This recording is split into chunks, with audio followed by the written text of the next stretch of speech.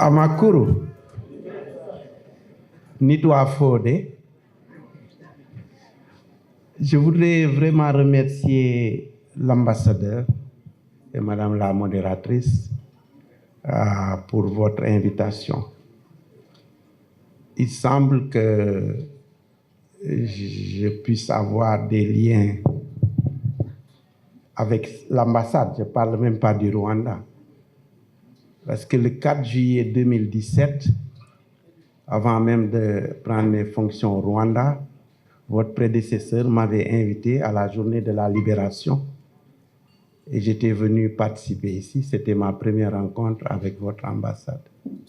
J'ai passé 5 merveilleuses années au Rwanda et j'ai une complice qui est dans la salle. Elle se cache, mais je vais la dénoncer. Elle est là, Fatoulo. Elle a été une excellente représentante de UN Women et vous savez que le Rwanda dame le pion au monde, je ne parle pas des pays africains. 61% des parlementaires au Rwanda sont des femmes et ce n'est pas n'importe quelle position. Ils occupent les têtes de l'Assemblée nationale ou du Parlement. 52% des membres du cabinet sont des femmes, qui dit mieux. Même dans les pays européens, on ne voit pas ça. Mais vous m'avez posé une question très précise. Je voudrais juste, prenant en compte ce que son Excellence Nyakubava Jean-Pierre a dit, de fermer les yeux et de vous retrouver en 1994. Vous avez un pays sur 7 millions d'habitants avec le génocide contre les Tutsis, 1 million de morts, 2 millions de réfugiés, 1 million de déplacés, 250 000 enfants dont on ne sait ni le père ni la mère. Et ça, c'est les chiffres. Mais personnellement, j'ai discuté avec des personnes qui ont vécu cela, dont les familles ont vécu cela, et l'histoire personnelle est encore plus poignante. Maintenant, ouvrez les yeux. Vous avez un pays qui a été pendant plusieurs années, avant le Covid, parmi les 10 meilleurs top performers de Doing Business, parmi les 10 meilleurs pays en taux de croissance, cités comme exemplaires dans la gestion du Covid, qui est une menace. On parle tout à l'heure de résilience. Et les chiffres dont j'ai parlé tantôt sur les résultats concernant les femmes. Vous avez, en 2022, après la Covid, le taux de croissance réel est toujours resté à 9,2% par an, après être tombé durant Covid. En 2023, il est projeté à 6,2%. Mais déjà au premier trimestre, comparé au même trimestre de l'année dernière, le Rwanda est déjà à 9,4%. Donc, j'ai aucun doute que le chiffre de 6,2 qui est projeté va être dépassé. Mais il n'y a pas de secret. Moi, je n'aime pas les termes miracles. Il n'y a pas de secret. Personnellement, ce que je retiens comme facteur pour répondre à votre question, premièrement, c'est un leadership visionnaire qui a choisi, comme l'ambassadeur l'a dit, l'unité. Le Rwanda a fait 3 choix qui sont importants après le génocide contre les Tutsis. Premièrement, c'est l'unité. We are all Rwandans. Ce n'est pas un problème d'ethnie. C'est un problème d'être rwandais et d'être prêt pour la patrie Rwanda.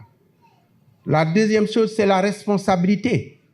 Si vous voulez construire le Rwanda ne sera construit que par les Rwandais. Vous avez la responsabilité de construire ce pays.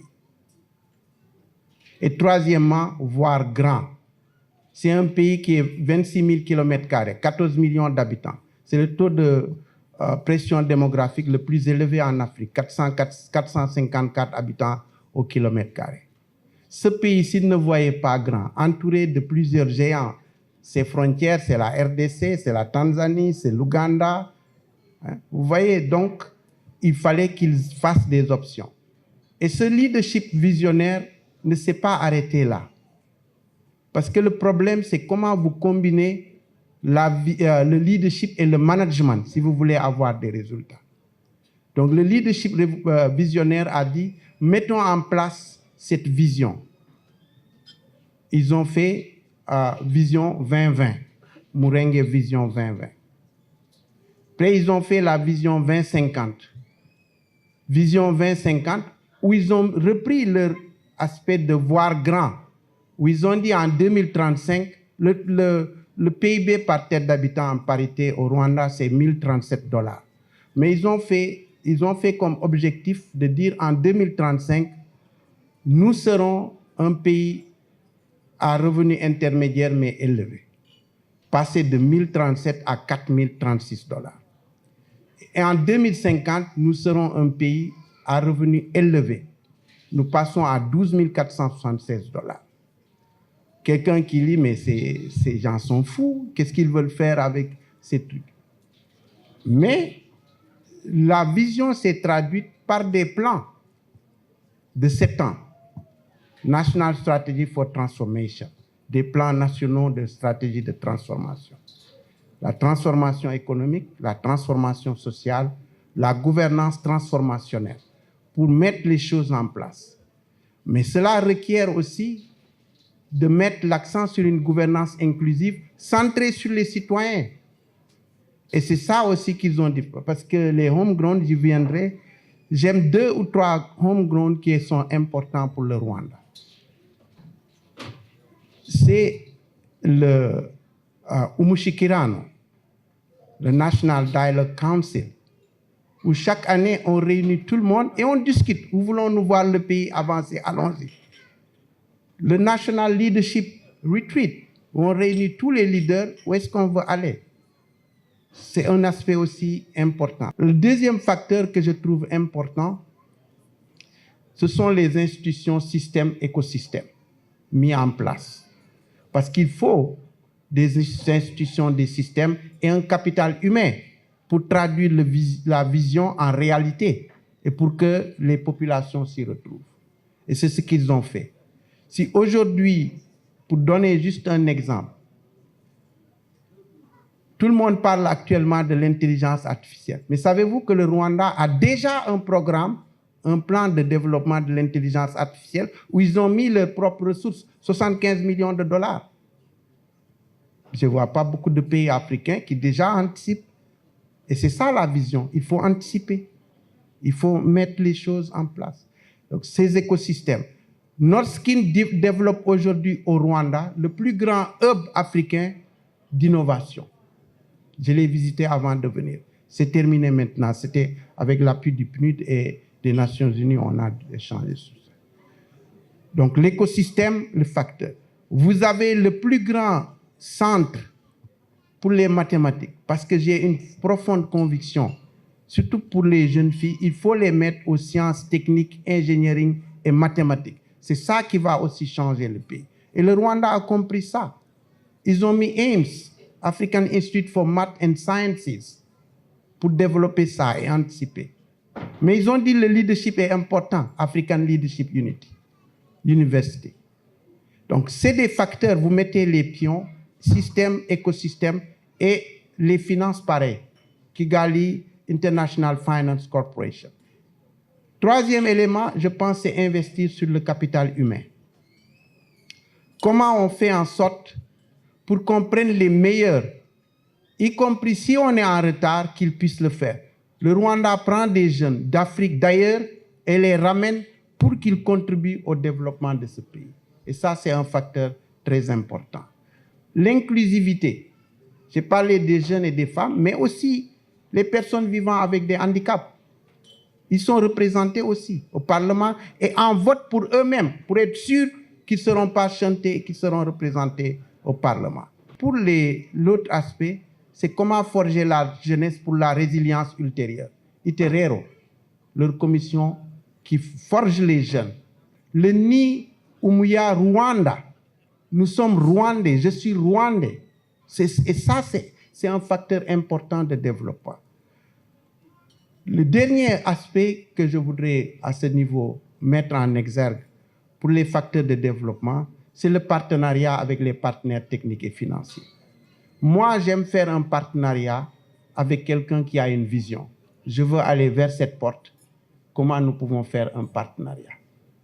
Et ils ont mis en place des institutions. J'étais le co-président de l'institution pour s'occuper de cela, qui faisait la coordination des partenaires techniques et financiers avec les Rwandais. Ils ont développé aussi la fiscalité. Le Rwanda fait partie d'un des rares pays africains où le cadastre est informatisé. Alice, tu vois. C'est un Land Informatic Land Management Information System. Tu tapes, tu as les trucs des aspects d'informatisation qui sont mis en place. La fiscalité. Aujourd'hui au Rwanda, si vous faites erreur dans une facture, vous devez reprendre tout le processus. Et ça, le imihigo, les performances.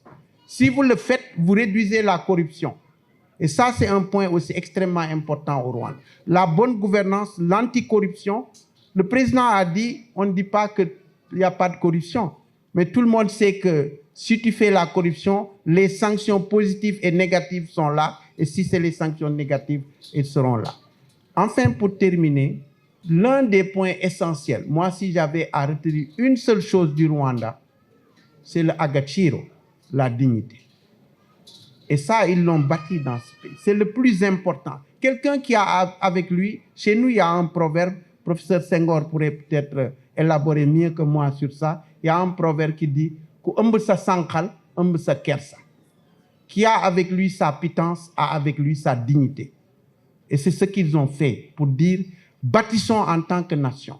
Ce que le président Kagame a dit dans la préface de Vision 2050. Et ça traduit toute sa vision. Il dit, nous ne voulons pas un pays en statu quo, nous ne voulons pas une population en statu quo.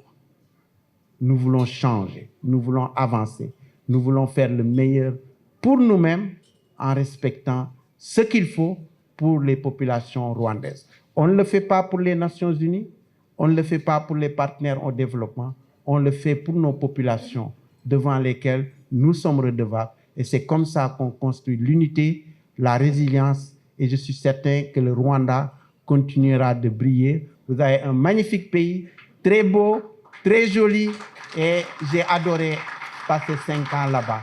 Et je remercie le leadership et le management de ce pays. Merci beaucoup.